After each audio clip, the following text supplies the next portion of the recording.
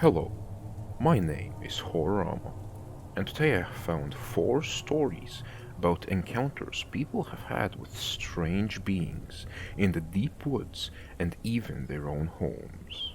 But without further ado, I hope you enjoy. The first story has been submitted by user Midday Moon. I, 25 female at the time, experienced what I can only imagine is an otherworldly occurrence when I first moved to the Sierra Nevadas about 4 years ago. I had been living in South Lake Tahoe, California for years and spent a decent amount of time outdoors hiking, camping, and just generally enjoying the beautiful place I was lucky enough to call home. Now, I don't scare easy. I'm used to being by myself, and I carry weapons with me everywhere I go. Being a 5'2" and 110-pound female, I go out of my way to be sure I can protect myself. There were many people in the outdoors community who told me to be careful on trails and in the forests. I usually do these things alone, save for my trustworthy, though somewhat cowardly dog. But I never felt as uncomfortable, confused, and downright afraid as I did in my own apartment one night when I finally relocated away from Tahoe to the city of Reno, Nevada. I had moved to Reno to get away from the isolation of living in Lake Tahoe, and though it is only about 60 miles away, it felt like a different world. Now, the city itself isn't huge, and I was living in the north end of town, which is surrounded by high desert foothills and is somewhat sparsely populated compared to the more urban city center. But I never felt as if I was out in the boonies or anything of the sort. I lived alone with my pup, and we liked our little apartment. So, to set the scene here, it was early fall. The sun was beginning to set at a much earlier time of day, which was exemplified by the fact that the city sits in a valley, so sunset seems to approach much faster than in other places in northern Nevada. My apartment sat just above street level, with a window in the kitchen next to my stacked washer and dryer that looked out into an alley, maybe about 10 feet above the small street that went beside the small fourplex building. It was dark outside, and I was alone with my dog doing laundry. My apartment layout was an open concept. The living room, kitchen area was separated by a wall which had a huge space cut out of it that you could see through each room, with a washer and dryer tucked around one corner and the aforementioned window to the left of that. With the openness of the space, the darkness outside, and the amount of overall windows the apartment had, if it was dark outside and I had lights on, it looked like I was living in a fishbowl or a terrarium. Anyone or anything could see right in. I made it a point to always close my blinds because of this, save for the small window looking out to the valley.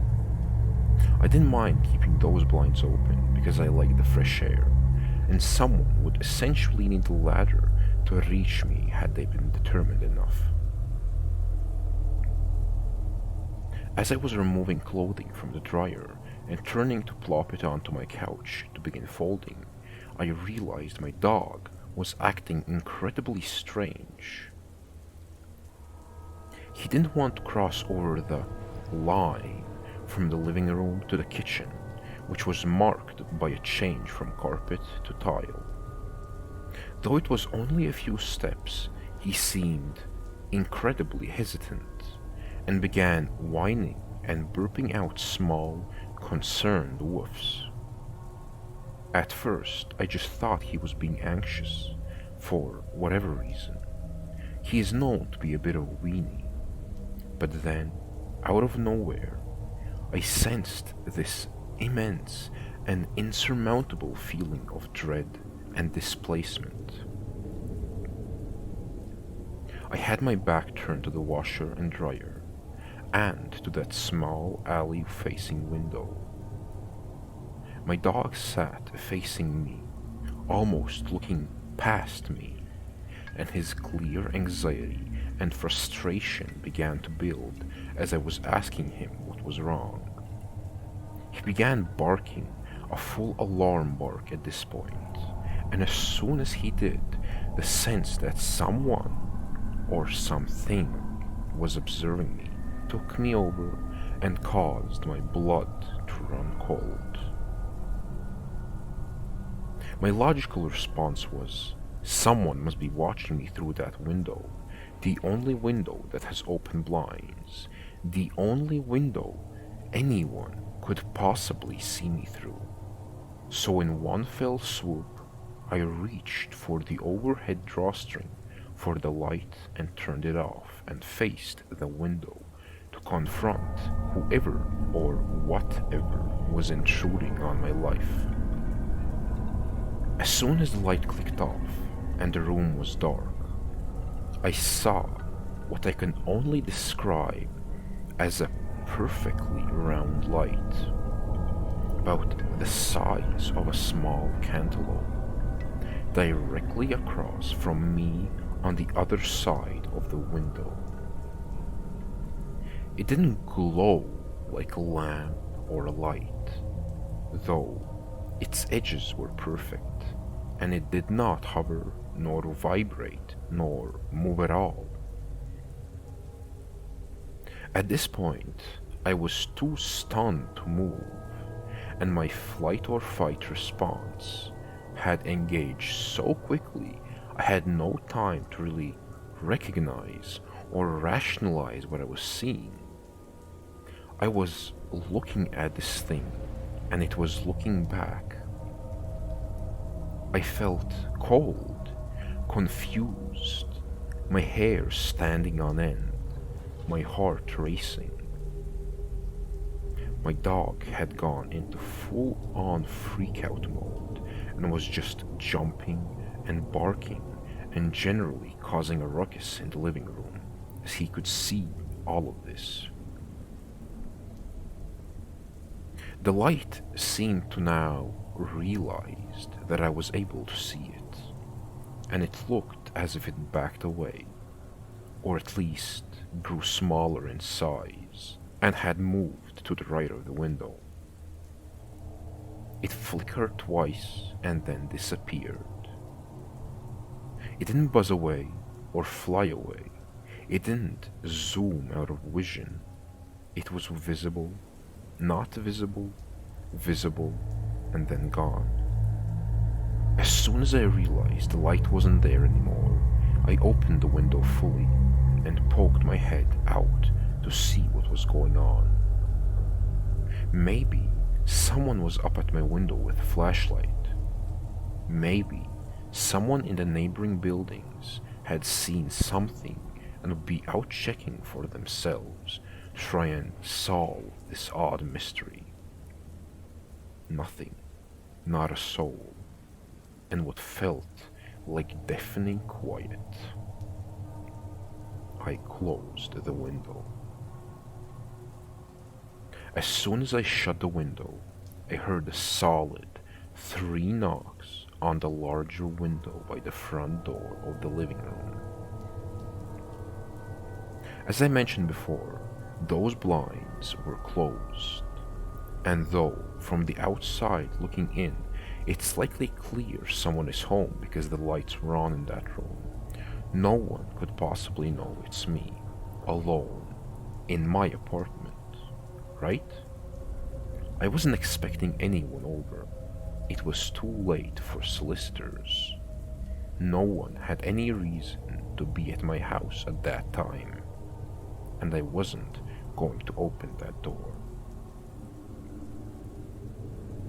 My dog had rushed to the kitchen as soon as the light outside the window had disappeared, and he was in what I can only call full defense mode. Now, my dog is scared of everything. I've seen him run from cats, get spooked by bags blowing in the street, and he generally stays right by my side on hikes and while we were camping, for me to protect him. But this time, this pup seemed ready for war. Hackles up, eyes alert, growling at the front window. I stepped into the living room, grabbed my gun with one hand, keys with the other, and slinked back into the kitchen and out the back door to where my car was parked. I threw the dog in, started up, and raced off to a restaurant across town where I ordered to-go food and ate it in the front seat of my Subaru. We car camped in a Walmart parking lot that night. I returned to the apartment the following day, my laundry still on the couch.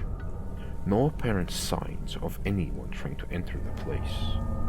Everything seemed normal. I never experienced any disruptions in that place again for the year and a half I lived there afterwards.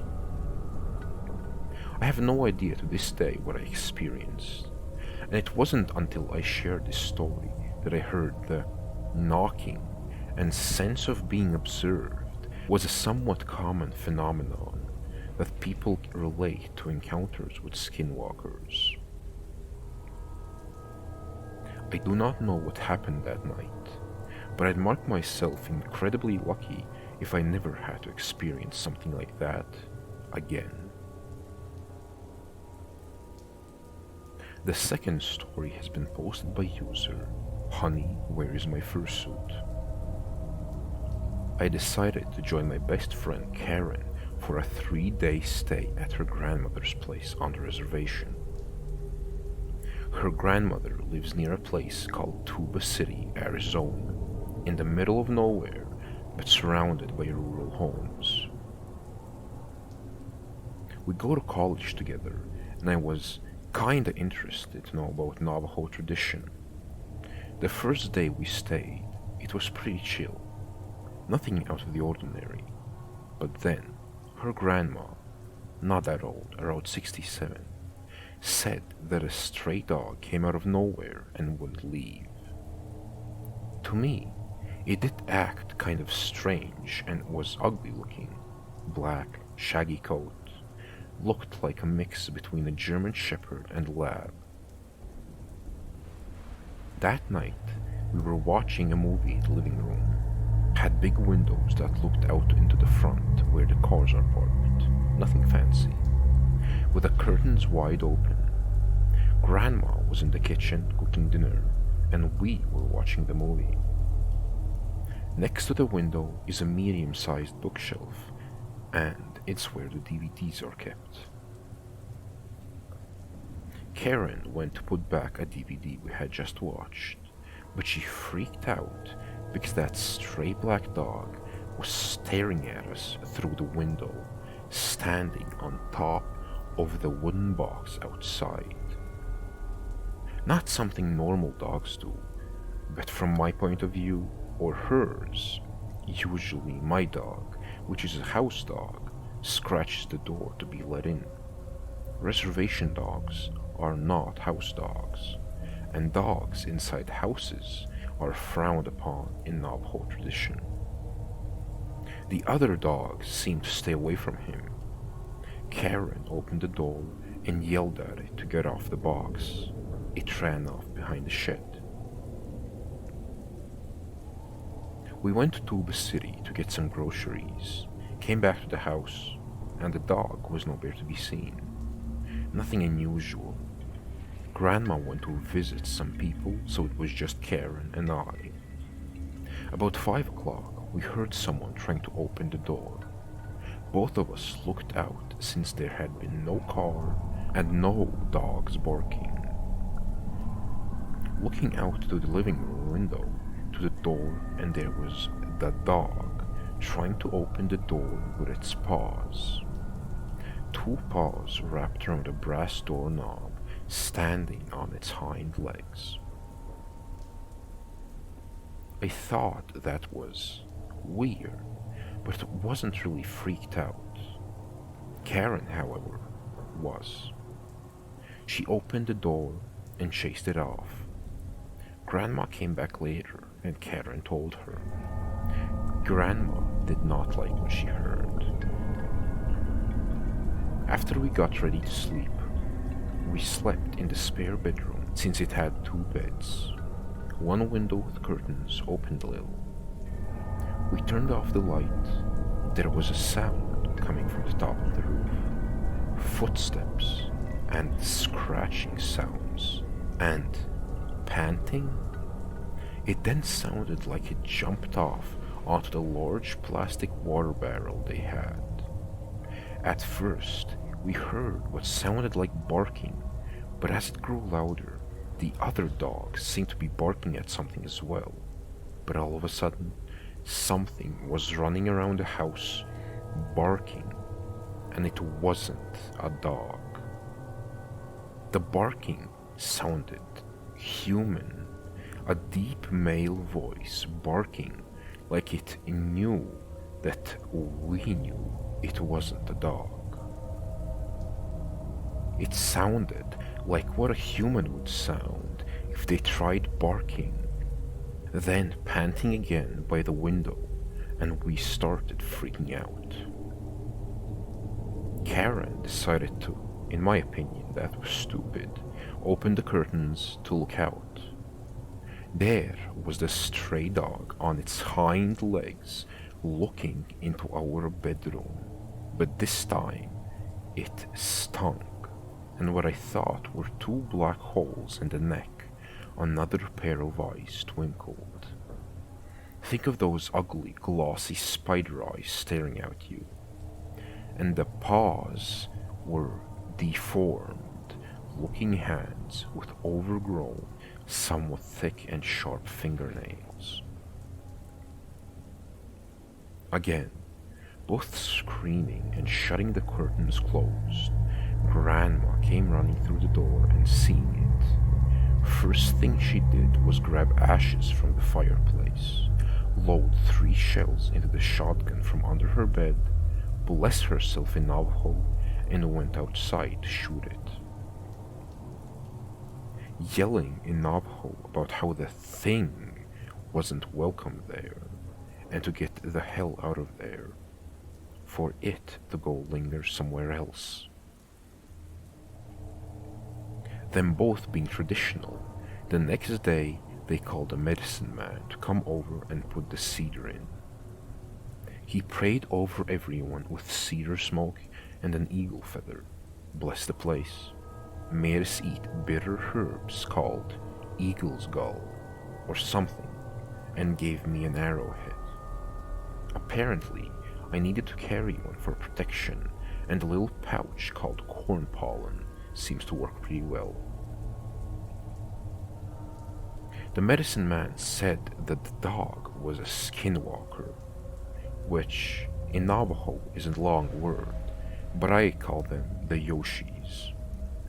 The body of the stray dog, which was killed by the skinwalker, made an illusion so we wouldn't know it wasn't a real dog.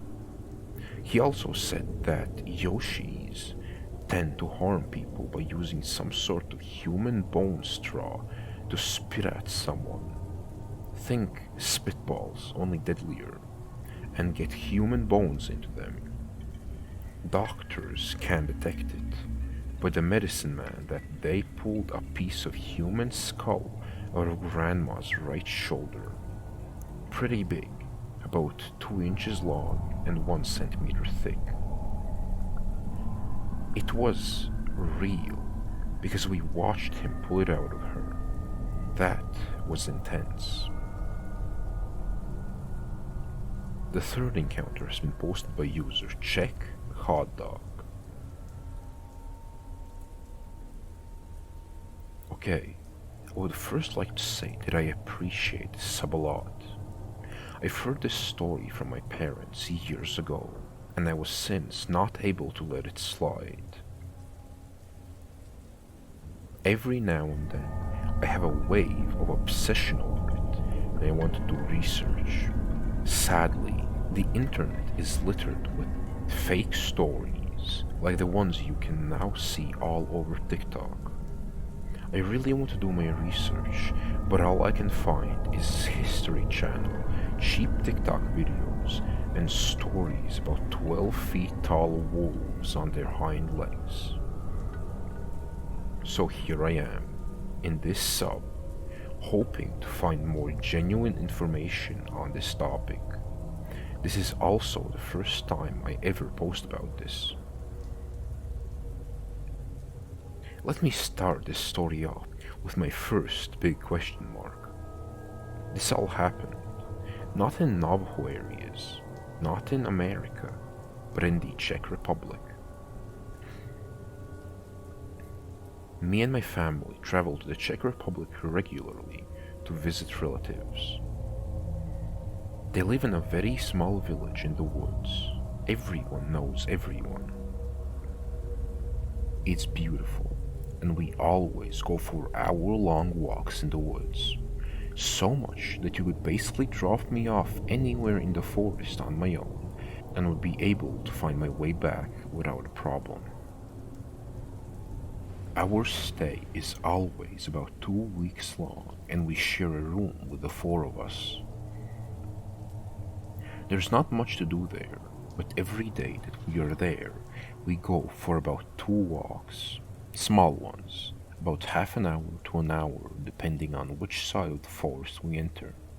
Then, when me and my younger brother go to bed, my parents go for one last walk with the dog and return about an hour later before going to bed. About 8 or 9 years ago, I think, it was a normal summer day.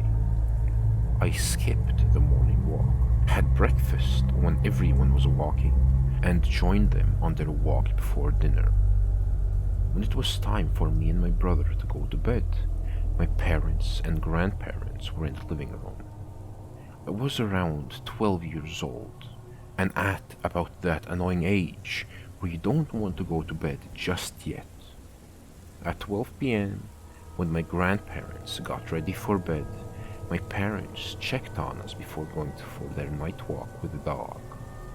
I pretended to sleep, and when the door closed, I pulled out my iPod Touch from under the pillow.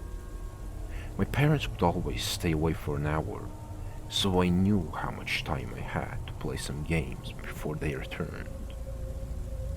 After what I think was half an hour, I already heard my parents coming back. This was odd, because they like to take their time to enjoy looking at the stars. They never get off the man-made path at night, because wild boars stay in the woods and they might still have some younglings, so they can be more dangerous if you enter their home. So, from the path you can perfectly see the sky. What was even more odd is that they were not just calmly entering the house, telling the dogs good night and getting ready for bed. They slammed the door shut and quickly went into the bedroom. I, who couldn't help but be curious as to why they seemed to be panting and panicking, asked them why they were back so early. Instead of getting an answer, I was told to go to sleep because it was way too late. The next day, they didn't mention anything to me about what happened. Not until I overheard them talking to my grandparents about a huge bird in the woods. I had asked, and they seemed hesitant, but finally they told me what had led them to finish the previous day with such stress. They were walking on their path with the dog, enjoying the warm night. A little before their usual stop where they would look at the stars, the dog, who normally always runs ahead of them, seemed to not want to walk any further. Instead, he was looking up the hill into the woods. My parents, who didn't think much of it and brushed it off as a deer, went ahead and walked further, until they heard a screech from where the dog was looking at. It was very far away, but they stopped walking to hear if they could hear it again. After a few seconds, they did, and the dog started barking. Not very long after it repeated itself, but it seemed to be a lot closer. The dog, who was normally very brave and protective, started running back home and left my parents weirded out. One more time they heard the screech that my father described as the sound of a very huge owl, and again it sounded like it was closer. That was the moment my parents started running home. Very quickly it seemed to be catching up to them, but this is where it gets even weirder. Not only was the noise getting way too loud, it was also getting lower, and the screechiness had turned into something more like a scream. Not only that, they started hearing the creature that was making the noise run.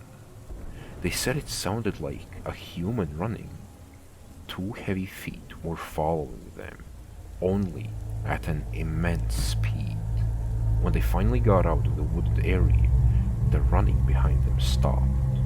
But my parents kept running, and the screaming of the creature continued.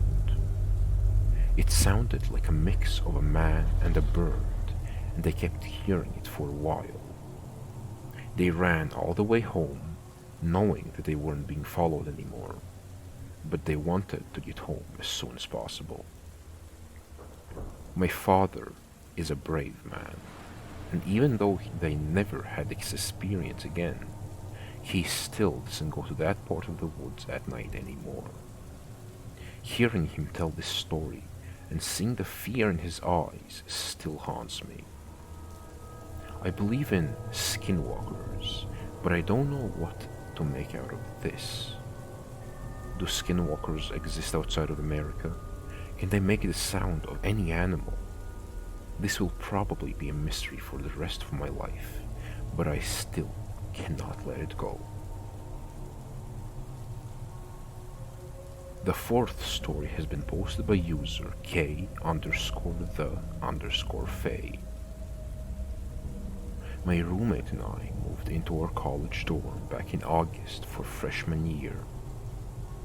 We used to joke about how our dorm might be haunted, but over the past few months it felt more and more real.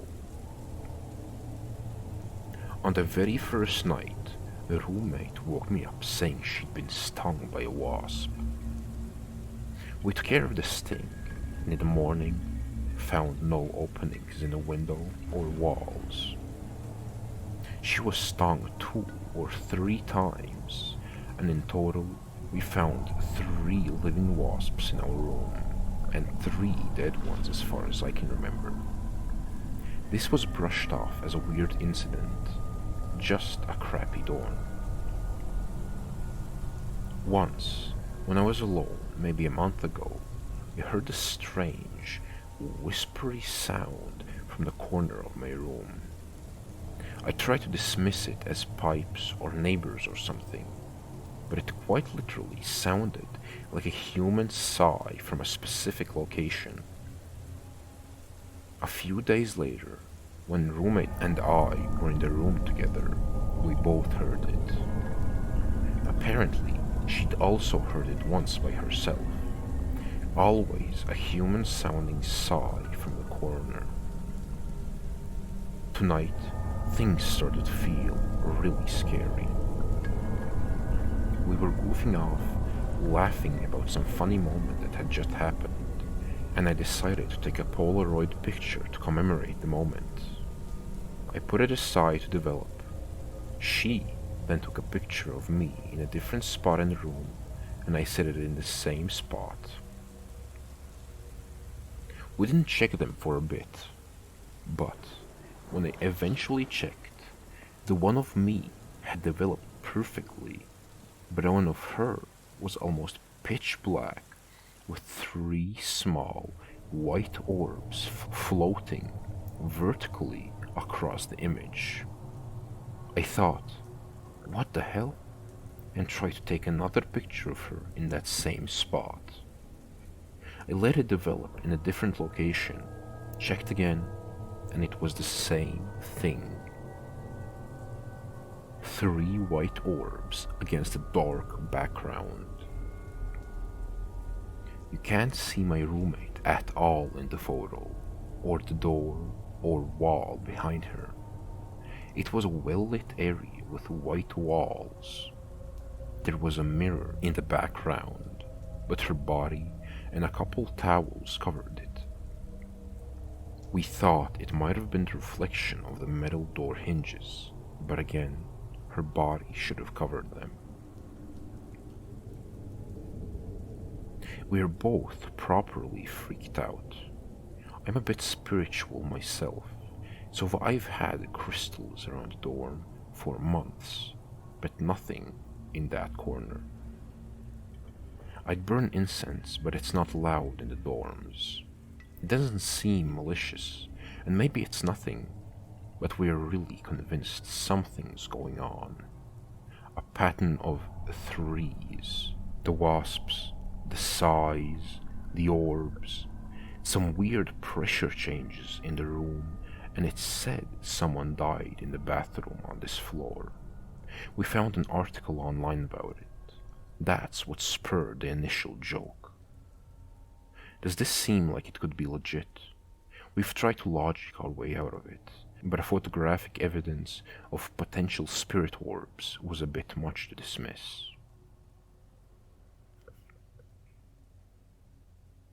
As always, I would like to thank you for listening until the end of my narration.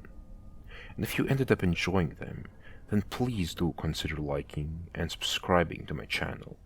But either way, I do wish you a good rest of your day.